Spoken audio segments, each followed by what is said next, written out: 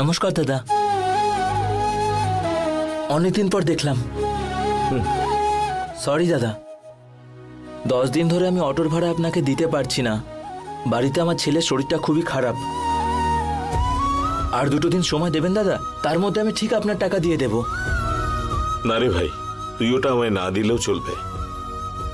আমি ভাড়া চাইতে আসিনি, এই অটোটা এখন আমার ফেরত চাই, সেই জন্যই এলাম।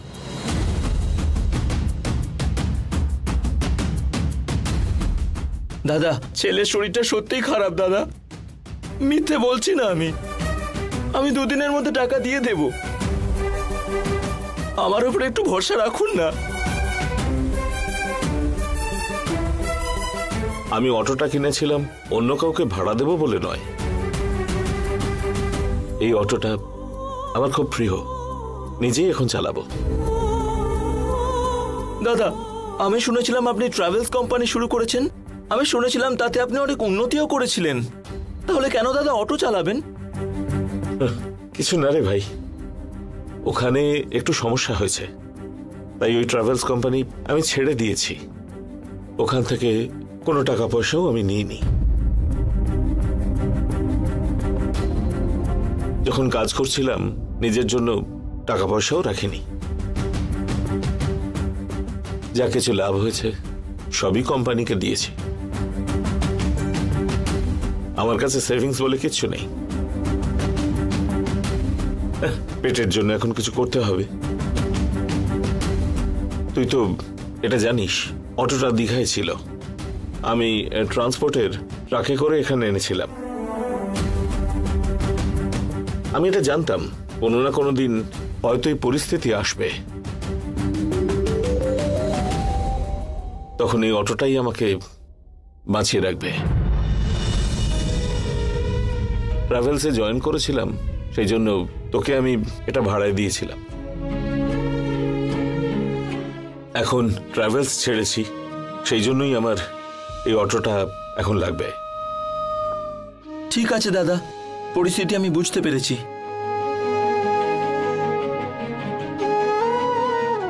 এই অটো লক্ষ্মী দাদা। এই অটো যবে থেকে আমার হাতে এসেছে সব ধার আমি মিটিয়ে দিয়েছি।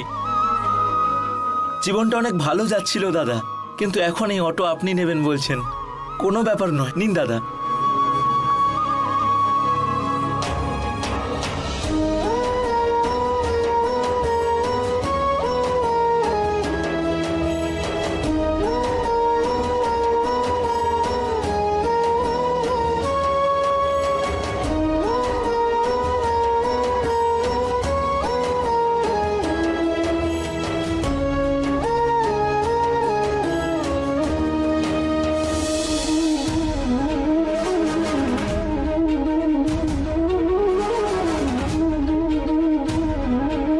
অনেক ধন্যবাদ রে ভাই,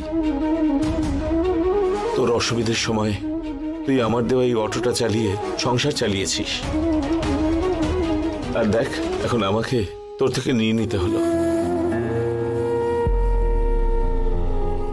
আমি তো অন্য কোনো কাজ জানি না, আর হাতেও টাকা পয়সা নেই। টাকা রোজগারের জন্য এই হাতটাই এখন ভরসা। কোনো ব্যাপার নয়, আমি অন্য একটা অটো খুঁজে নেব, কিন্তু এই অটোটা আমার কাছে লক্ষ্মী ছিল।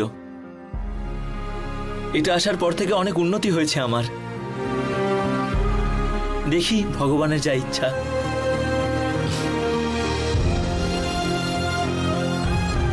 তোর ভালো হবে রে, ঈশ্বর আছেন।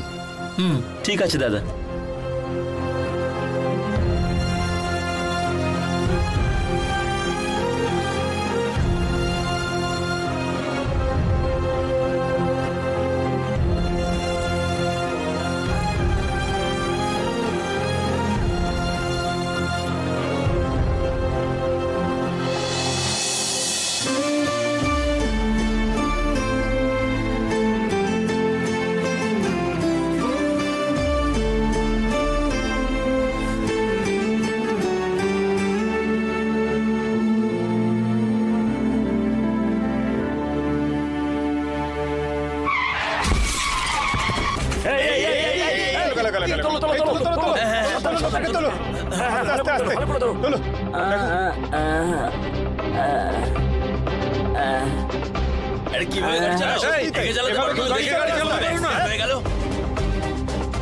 আরে দেখে চালাবেন তো।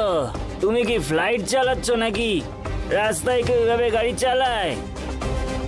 এই তুমি চোখে দেখতে পাও না? দেখে গাড়ি চালাবে তো। এই মুখের দিকে কি দেখছিস? পুলিশ ডাকতে হবে নাকি? ধাক্কা মেরেছো, হসপিটালে নিয়ে যেতে হবে। দাও দাও, টাকা দাও, টাকা দাও। মেরে ফেলতে চাস নাকি? হাসপাতালে কত খরচ হবে জানিস? আমি কিছুই করিনি, উনি নিজেই সামনে পড়েছেন। আরে আমরা নিজে চোখে দেখেছি, তুই ওকে অটো ধাক্কা মেরেছিস। টাকা বের কর। আরে টাকা দাও। এই মুখের দিকে কি দেখছিস? টাকা বের কর, ওকে হসপিটালে নিয়ে যেতে হবে। এই আরে কি হলো কি? এখন চুপ করে দাঁড়িয়ে আছিস? এই শুনতে পাচ্ছ না নাকি? রাস্তায় একে ভুলভাল গাড়ি চালাচ্ছ, আবার টাকাও দিচ্ছ না। পুলিশে ফোন করবো নাকি? তাড়াতাড়ি টাকা দাও, দাও দাও দাও, বের করো, বের করো। আমার কাছে টাকা নেই। বার করো তাড়াতাড়ি। বিশ্বাস করো বলছি, সত্যি বলছি, কেন এরকম করছেন? তুমি দিলে বের করো, বের করো। এই আমার কাছে। এই সরে যাও ভৈরব, কি হচ্ছে এসব? এরা কারা? কিসের ঝামেলা এটা? দেখুন দিদি, ও অটো দিয়ে ধাক্কা মেরেছে, মাথায় কত চোট লেগেছে দেখুন। টাকা চাইছে, দিচ্ছে না। মা আমি সত্যি কিছু করিনি, লোকটা নিজেই অটোর সামনে পড়লো, এখন সবাই মিলে টাকা চাইছে। তুই ওকে অটো দিয়ে ধাক্কা মেরেছিস, আমরা নিজের চোখে দেখেছি, এখানেই দাঁড়িয়েছিলাম। দেখুন দিদিও দাঁড়াতেই পারছে না, হাসপাতালে নিয়ে গিয়ে ট্রিটমেন্ট করতে হবে। টাকা কে দেবে? থানায় গেলে অটো সিজ করে দেবে, জানেন তো? কয়েক মাস অপেক্ষা করতে হবে।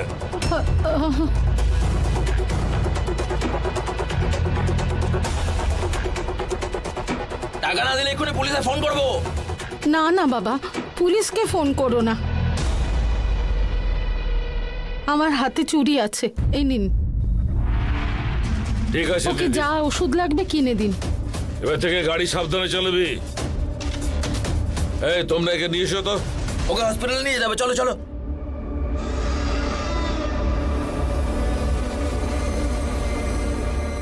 ভৈরব চল যাই, চল না।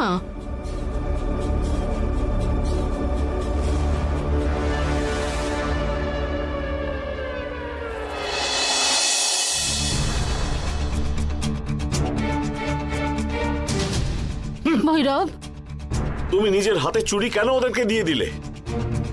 এমনি সময় খারাপ যাচ্ছে, আমরা যদি তেমন কিছু বলতাম ওরা হয়তো অটোটা ভাঙচুর করত। কি দরকার এসবের? সেই জন্য আমি চুরিটা খুলে দিলাম। দীঘাতে আমি সত্যি না খুব ভালো ছিলাম। ওই শয়তান আমাদের এখানে ডেকে এনে তোর হাত দিয়ে ট্রাভেল বিজনেস শুরু করিয়ে তোকে খালি হাতে ওই বিজনেস থেকে একদম বের করে দিল,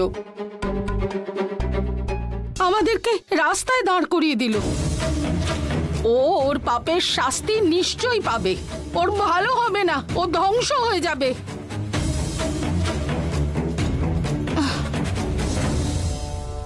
ভৈরব তুই বেশি চিন্তা করিস না, গিয়ে বিশ্রাম নে। যা না, যা যা বলছি তো তোকে।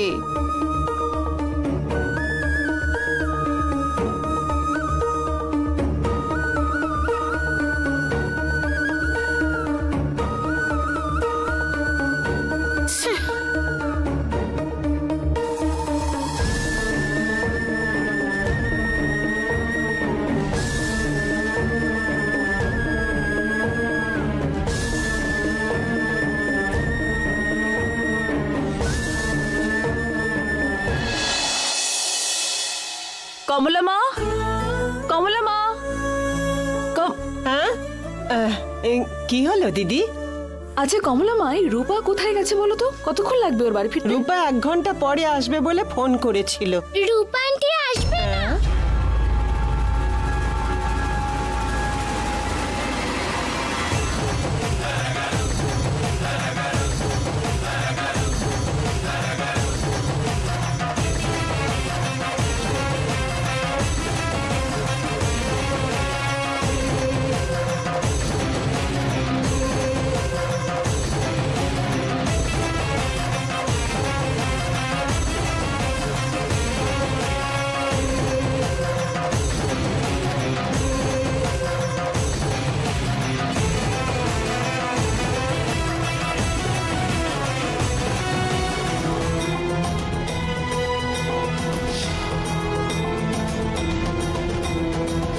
সেটা তুই কি করে জানলি? আমি জানি না, আমার যা মনে হলো আমি বললাম, ব্যাস। দাঁড়া তুই, ডক্টরকে আজ আমি বাড়ি আসতে বলেছি। তোর এই রোগের না আমি একটা ব্যবস্থা করেই ছাড়বো। নমস্কার ম্যাডাম। ডক্টর আসুন প্লিজ। কমলা মা, ডক্টরের জন্য একটু খাবার জল ঠিক দিস। আছে দিদি। আরে এসবের কোনো দরকার নেই, আপনি আর্জেন্টলি ডাকলেন মেয়ের ব্যাপারে কথা বলবেন বলে। কি ব্যাপার ম্যাডাম? হ্যাঁ ডক্টর, ওই যে ও হলো দুর্গা, আমার মেয়ে, ক্লাস 5-এ পড়ছে এখন। হ্যালো বাবু। হাই। ওনার নাম ডক্টর ইন্দুমতি, এখানে এসেছেন ট্রিটমেন্ট করতে। বলুন ম্যাডাম, কি অসুবিধা? হ্যাঁ ডক্টর, বেশ কয়েকদিন ধরে দেখছি ভবিষ্যতে কি হতে চলেছে সেটাও আগে থেকে সব বলে দিচ্ছে। ফর এক্সাম্পল, একদিনও আমাকে বললো যে আজকে নাকি ওর স্কুল ছুটি। দেখ 9টা বেজে গেছে, আজকে স্কুলে যাবে না তুই? আজকে স্কুল ছুটি। স্কুল ছুটি মানে? আজকে স্কুল ছুটি রাখতে বলেছে। আর সত্যি সেদিন গভর্নমেন্ট থেকে স্কুল ছুটি দিয়েছিল। একদিন আমি একজন ড্রাইভারকে সবে অ্যাপয়েন্ট করেছিলাম, ও বলল এই যে যাচ্ছে আর কখনোই ফিরে আসবে না। উনি তো বললেন গিয়ে আবার আসছেন, উনি যাবেন কিন্তু আর ফিরে আসবেন না। সেদিন সত্যি যাওয়ার পর ওই লোকটি মারা যায়।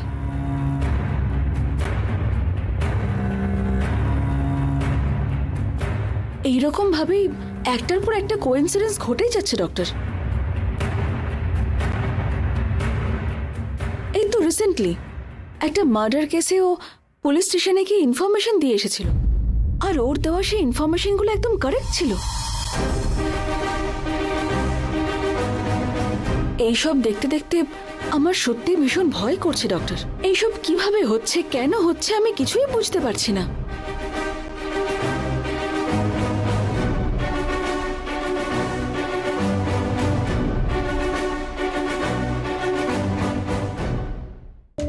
বুঝতে পারলাম ম্যাডাম, এটাকে ESP বলে, অর্থাৎ এটা হলো এক্সট্রা সেন্সরি পারসেপশন। এই ধরনের লোকেরা ভবিষ্যতে কি ঘটবে বলে দিতে পারে,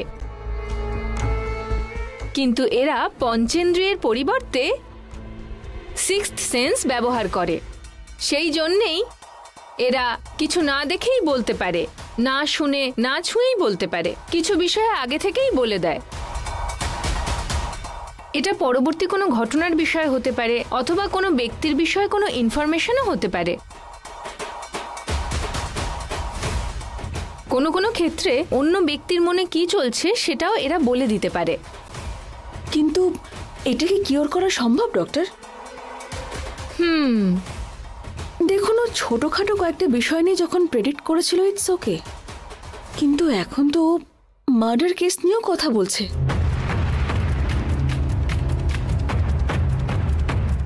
এইসব দেখে কিন্তু আমার সত্যি ভীষণ ভয় করছে।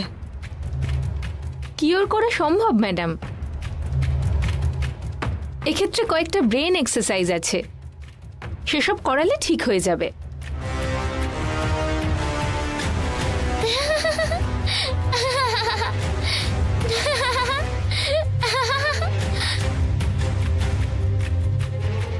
আচ্ছা সোনা, আমরা কি ট্রিটমেন্ট স্টার্ট করতে পারি? দুর্গা, হাসছিস কেন এইভাবে? ব্যাপারটা কি? না, উনি ওনার মেয়ের বিয়েতে আজ ওখানে না গিয়ে আমাকে ট্রিটমেন্ট নেবে বলে এখানে এসেছেন।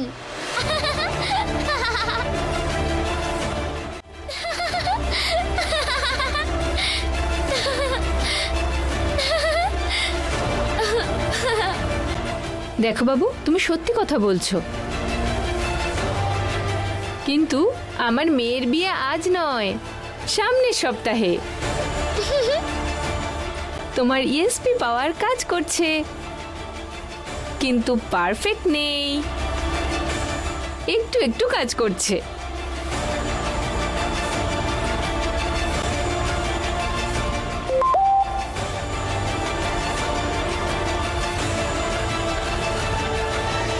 ও 100 বছর বাঁচবে, আমার মেয়ের মেসেজ।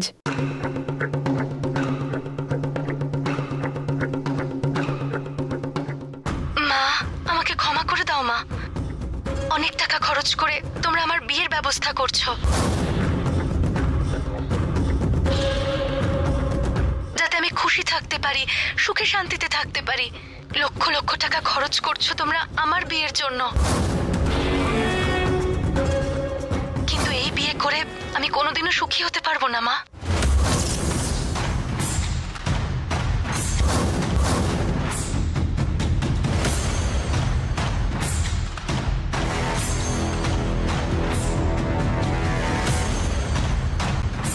তোমাকে আমি বলতে পারিনি যে আমি অনেক আগে থেকেই একজনকে ভালোবাসি।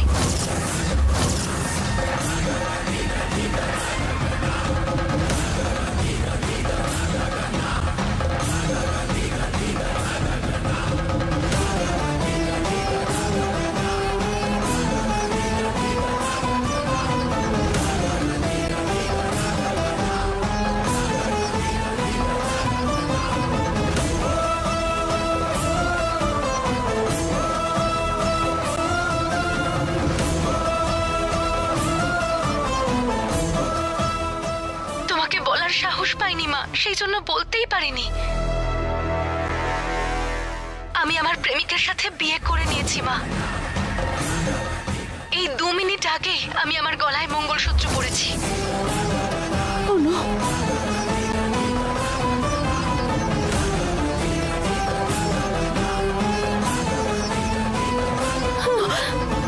ডক্টর, কি হয়েছে?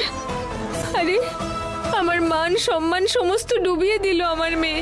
সমস্ত ইনভিটেশন কার্ড প্রিন্ট হয়ে গেছে, অনেক আত্মীয়কে দেওয়াও হয়ে গেছে। আমি এভাবে সবাইকে কি করে মুখ দেখাবো? বরপক্ষের লোকেদের কি উত্তর দেব? ডক্টর, নিজেকে একটু সামলান প্লিজ। আরে ম্যাডাম, আই এম সরি, আমাকে এক্ষুনি যেতে হবে প্লিজ।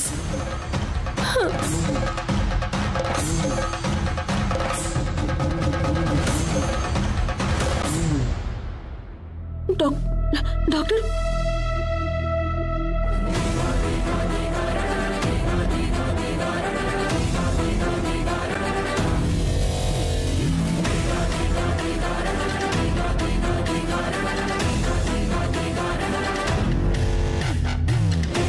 দুর্গা, কি এইসব? মা, আমার ইচ্ছা করলো বলতে, মনেও হলো তাই বললাম।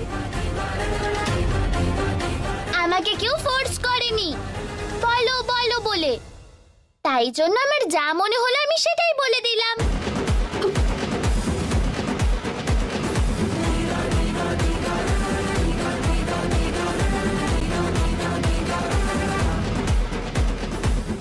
দিদি, ওকে ঠিক করবে বলে একজন এলো, ওনাকে ও তো তাড়িয়ে দিল যে। এখন কি করব? সেটা তো আমিও বুঝতে পারছি না কমলা মা।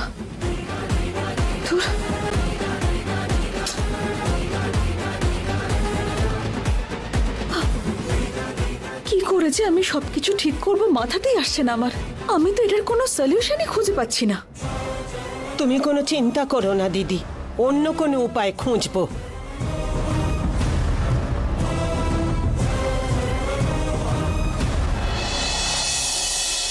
বস, বস, বস।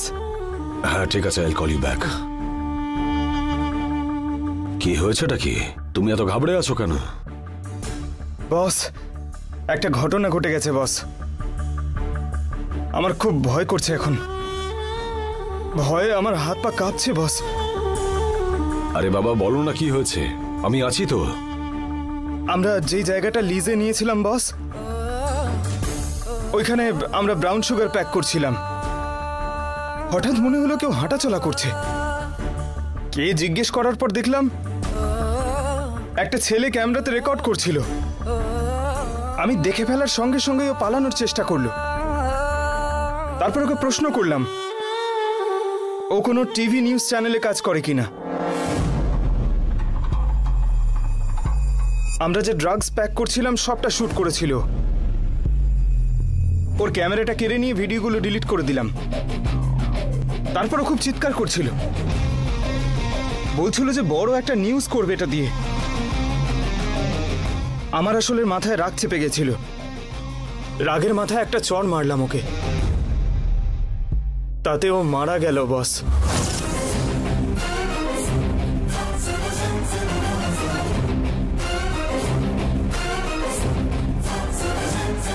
তারপর ভয়ে আমি ওখান থেকে পালিয়ে এসেছি বস। পুলিশ কি ওকে দেখেছে? সম্ভবই না বস, আমি আসলে বাড়ির পেছনের ওই দেওয়াল টপকে পালিয়ে এসেছি। কোনো কারণে যেন এই কেসে আমার নামটা না জড়ায়। এমনিতেই কিছুদিনের মধ্যে পূজার কেসের জাজমেন্ট আসবে, তারপর যদি আবার এই কেসটা উঠে আসে প্রবলেম হয়ে যাবে। এখন কি করব বস? আরে বাবা ঠিক আছে, তুমি কোনো টেনশন নিও না। পুলিশ যদি এসে ডেড বডিও দেখে আমাদের উপর কোনো ডাউট করবে না, কারণ ওই বিল্ডিং এ আমার নামই নেই।